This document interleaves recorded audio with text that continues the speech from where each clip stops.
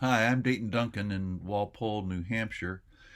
I'm a writer and of books and write and produce documentary films with my good friend Ken Burns here in Walpole. And I must add, proud to say, a former board member of the New Hampshire Humanities Council. These are tough times for everybody.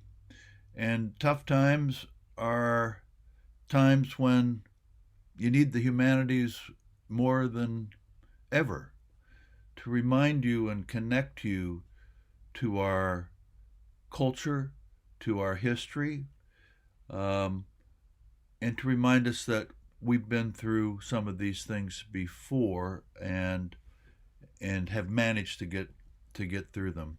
Right now, I'm working on two projects with Ken, films that I'll be writing. First, a biography of Benjamin Franklin. So I've been spending these times reading everything I can about and by Ben Franklin, getting to know that incredibly, oh, I don't know what the right adjective is yet, protean American figure. He was the most famous American in the world before he became a founder of our nation because of his advances in unraveling the mysteries of electricity. He was known because of as a writer. Poor Richard's Almanac, his newspaper, his essays.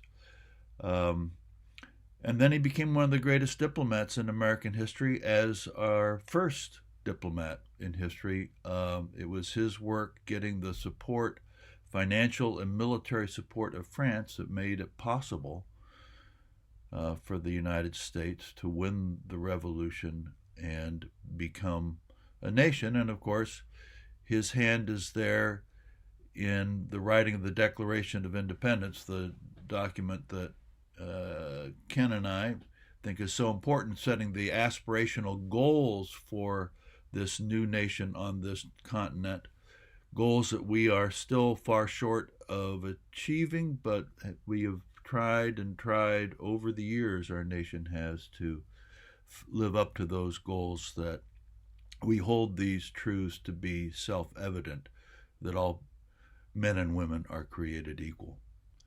And Franklin is the one that put the phrase self evident in there. Jefferson had sacred and undeniable, I think, was his. And Franklin, being an Enlightenment scientist, said, no, no, and also a great editor, no, no, scratched it out, self evident. As self evident as the sun rises in the east, as self evident as 2 plus 2 equal 4, we are endowed with these rights as human beings.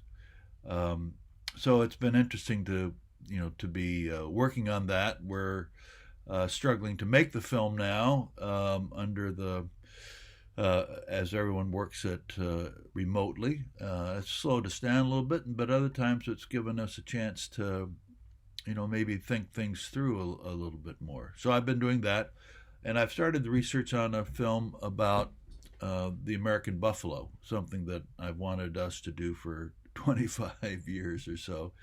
Um, and I've been doing a lot of reading about that. And one thing that connects to today um, was reading about in the waves of epidemics that swept through the Great Plains of North America in the 1830s. There have been waves of diseases brought from Europe for which Native Americans had no immunity from the moment that Columbus landed in the New World, and they would spread and decimate tribes who had never even seen white people.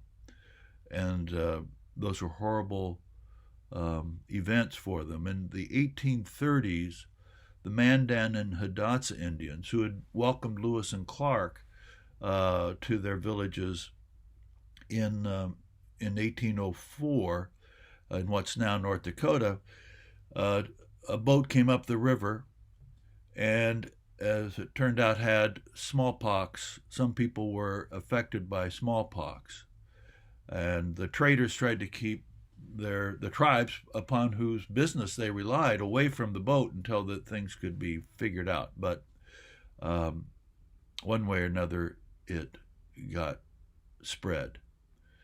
And for the Mandans and Hidatsas, in one village, a village of 800, only 14 survived. It's estimated that probably 90% of those two tribes perished in that outbreak. And this is in a culture in which there is no written culture. The culture has to be passed down verbally from one elder to a younger person. Special ceremonies, the history had to be passed down that way. So you can imagine how devastating that was. And from the Mandans and Hidatsas through their trade routes, it spread north and west to the Assiniboines and south and west to the Sioux and onto the southern plains. It's horrific when you read some of the first person accounts from people seeing what was going on with that contagion. And it's just,